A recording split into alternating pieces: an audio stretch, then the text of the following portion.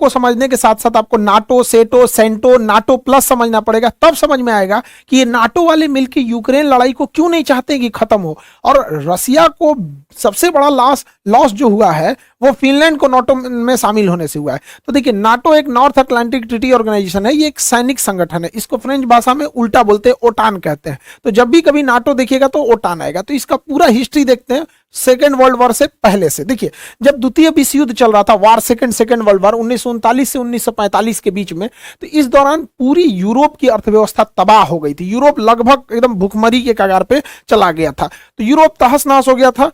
इसी बीच जर्मनी जो था, अब लगभग जर्मनी की हार तय थी, क्योंकि जर्मनी सेकेंड वर्ल्ड वॉर में बहुत कूद रहा था। लेकिन जर्मनी की हार लगभग तय समझ रही थी। और ये जो हिटलर है, हिटलर के मरने के 4 महीना पहले ही फरवरी 1945 में ये डिसाइड हो गया कि अब जर्मनी हार जाएगा। तो जर्मनी पर किसका अधिकार होगा, इसकी बैठक हो रही थी यूक्रेन के शहर याल्टा में। यही यूक्रेन जहां मार हो रहा है, इस का इतिहास है, मारधार से भरा हुआ है। तो यहाँ याल्टा में बैठक हुई। इसमें देखिए, विंस्टन चर्चिल, रूजवेल्ट और स्टालिन आए थे लोग। Winston Churchill Britain, Roosevelt America से, स्टालिन जो आए थे रसिया से। तय ये हुआ कि जर्मनी जैसे ही हारेगा, जर्मनी के टुकड़े कर दिए जाएंगे। एक हिस्सा जर्मनी के ले जाएगा रसिया, एक हिस्सा ले जाएगा फ्रांस, एक हिस्सा ले जाएगा ब्रिटेन और एक हिस्सा ले जाएगा अमेरिका। यानी देखिए, जर्मनी के 4 टुकड़े कर दिए जाएंगे। ये अंग्रेजों का इतिहास है, जहां भी गए हैं वहां टुकड़ा टुकड़ा करके गए हैं। हम लोग को देखिए, इंडिया को बांग्लादेश, म्यांमार, भारत, पाकिस्तान, अफगानिस्तान धज्जी उड़ा के चल गया सब। तो ये याल्टा पैक्ट में हो गया। इसके 4 महीने बाद फाइनली हिटलर हार गया और जर्मनी के जैसे हुआ टुकड़े वैसे तोड़ दिए गए जर्मनी को।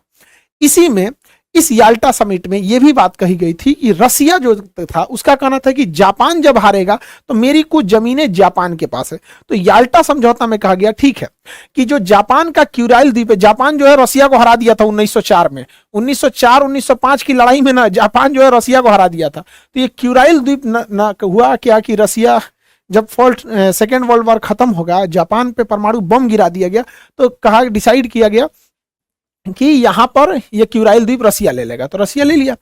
रसिया से याल्टा समझौता में कहा गया था कि आप इस साइड में यूरोप में कम्युनिस्ट को बढ़ावा नहीं देंगे। कम्युनिस्ट एक ऐसा शासन प्रणाली है जिसमें चुनाव नहीं होता है, बल्कि पार्टी डिसाइड कर देती है, जैसे चाइना में चुनाव नहीं होता है। तो ये बड़ा उटपटांग व्यवस्था है, यूरोप वाले इसमें एडजस्ट नहीं हो पाते हैं।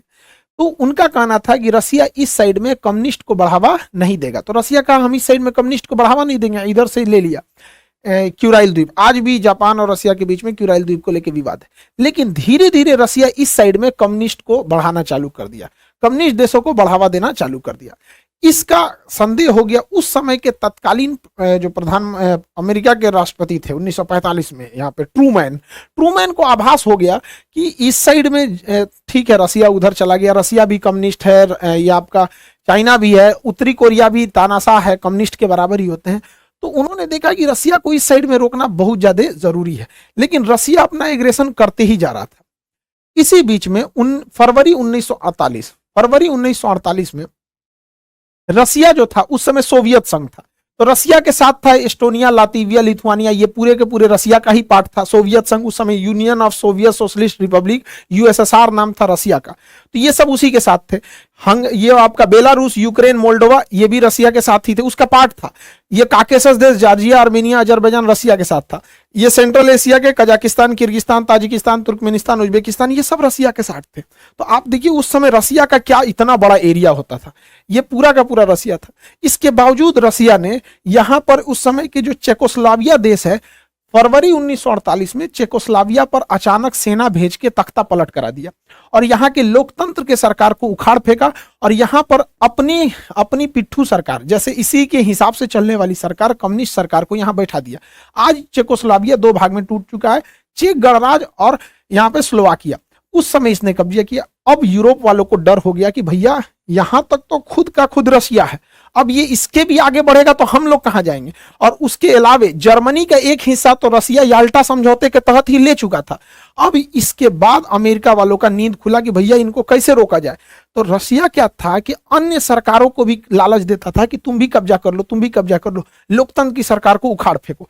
इसी बीच अमेरिका को खबर लगी कि रसिया का अगला टारगेट है तुर्की, तुर्की पे कैसे भी कम्युनिस्ट सरकार को लगाना। तो ट्रूमैन जो वहां के राष्ट्रपति थे उन्हें मार्शल प्लान लगाया। देखिए मार्शल लॉ अलग है, मार्शल प्लान अलग है। इन्होंने मार्शल प्लान लाया अप्रैल 1948 में। इसके तहत जो देशों पे रसिया अपना प्रभाव जमा रहा है कि तुम लोकतंत्र छोड़ के कम्युनिस्ट आ जाओ, वहां पर ये लोग क्या करते थे, मार्शल प्लान के तहत पैसे देते थे ताकि वो रसिया के फेवर में ना जाए। तो तुर्की और साइप्रस को कैसे भी ये पैसे उसे दे के अपने फेवर में लाए, वरना तुर्की भी हो चुका था कम्युनिस्ट देश। रसिया यूरोप की ओर बढ़ते जा रहा था। रीजन क्या है, रसिया का एक क्षेत्रफल खुद का रसिया इतना बड़ा था, इसके अलावे रसिया के साथ सेंट्रल एशिया यूएसएसआर का हिस्सा था, काकेसस यूएसएसआर का हिस्सा था, ये बाल्टिक देश यूएसएसआर के हिस्सा थे सब, ये उस समय बेलारूस, यूक्रेन, ये सब उस समय रूस का ही पार्ट हुआ करता था, इतना बड़ा।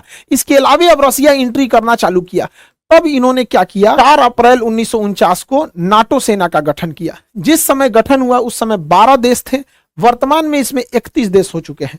नॉर्थ अटलांटिक ट्रीटी ऑर्गेनाइजेशन, इस संगठन के टोटल 14 अनुच्छेद हैं, 14 आर्टिकल हैं। 14 आर्टिकल में कहा गया है कि इसके देश कैसे कैसे काम करेंगे। इसका 5वां आर्टिकल सबसे खतरनाक है कि इन वर्तमान में जो 31 देश हैं, अगर इस 31 देश में कोई बाहरी देश 31 आपस में मार करे तो कोई दिक्कत नहीं है, ये किसी को मारे तो कोई दिक्कत नहीं है, लेकिन अगर कोई दूसरा देश इनके ऊपर हमला करेगा तो ये 31 मिल के मारेंगे उसको। ये इसका कानून है। इसका मुख्य उद्देश्य क्या था कि रसिया को इस साइड में यूरोप की ओर से चढ़ने से बचाया जाए, वरना ये धीरे धीरे रसिया इधर आ गया था। तो अब आपको तो समझ में आ रहा होगा ना कि नाटो का निर्माण ही हुआ था रसिया के एग्रेशन को रोका जाए, वरना रसिया बहुत तेजी से एक्सपेंड कर रहा था और हर जगह कम्युनिस्ट फैलाते जा रहा था। तो नाटो का गठन 1949 में हो गया। ये एक सैन्य संगठन था। अब रसिया को चारों ओर से रोकना था। तो रसिया को सेंट्रल एशिया से रोकने के लिए, ईस्ट एशिया से रोकने के लिए सेटो बनाया गया, South East Asian Treaty Organisation, SEATO 1954 में बनाया गया। इसको हथियार, सेटो में मुख्य रूप से किसे शामिल किया गया, तो थाईलैंड को और इधर से फिलीपीन को, और नीचे में ऑस्ट्रेलिया और न्यूजीलैंड, ताकि इधर से ये लोग अमेरिका के फेवर में रहे। और इन्हें हथियार कौन दे रहा था, अमेरिका, ब्रिटेन, फ्रांस। इधर से ये लोग सपोर्टिव हथियार दे रहे थे कि इधर से चाइना, कोरिया, ये सबको बिजी रखा जाए ताकि रसिया इस साइड में बिजी रहे, और इधर से नाटो डायरेक्ट रसिया को इंगेज कर रहा था। अब इन लोगों को लगा कि हम दो ओर से रसिया चाइना को घेरते जा रहे हैं, इधर से घेर रहा है नाटो, इधर से सेटो, नाटो सेटो ना, ये हो गया सेटो साउथ ईस्ट, ये हो गया सेटो और ये हो गया नाटो। अब रसिया को थोड़ा अनबैलेंस लगने लगा कि सोच रहा दोनों खोपड़िया नोच देगा सब। तब अमेरिका शांत बैठने वाला तो है नहीं, इसने इसी बीच में ला दिया एक ठो सेटो, सेंट्रल, सीईटी से सेंट्रल ट्रीटी ऑर्गेनाइजेशन, अगले साल 1955 में सेंट्रल ट्रीटी ऑर्गेनाइजेशन। इस ऑर्गेनाइजेशन को भी हथियार दे रहा था इधर से ब्रिटेन। इसमें कौन कौन से, इसमें थे तुर्की, इराक, ईरान और पाकिस्तान। सोचिए ये सेंट्रल थे सब। तो ये हो गया सेटो। अब ये रसिया पे दबाव बनाते थे सब, यहां पे रसिया को आगे बढ़ने से रोकते थे सब, सेटो। इधर से कौन चढ़ता था, सेंटो, इधर से सेटो, ये हो गया सेंटो, ये सेटो और ये सेंटो, इधर से नाटो। चारों ओर से रसिया को घेर लिया सब, नाटो, सेंटो, सेटो, चारों ओर से रसिया को घेर लिया सब। रसिया को लगा कि भैया हम तो पिसा जाएंगे। अब भारत को कहे तो भारत किधर जाए भैया। अब भारत हो गया फेरा में पड़ गया, क्योंकि रसिया को इधर से तो घेर लिया है नाटो, यहां से घेर लिया है सेटो, सेंटो, ये हो गया SEATO, South East Asian Treaty Organisation. अब रसिया के लिए कंफर्टेबल में हो गया दिक्कत, रसिया ढूंढने लगा अपना कोई पार्टनर।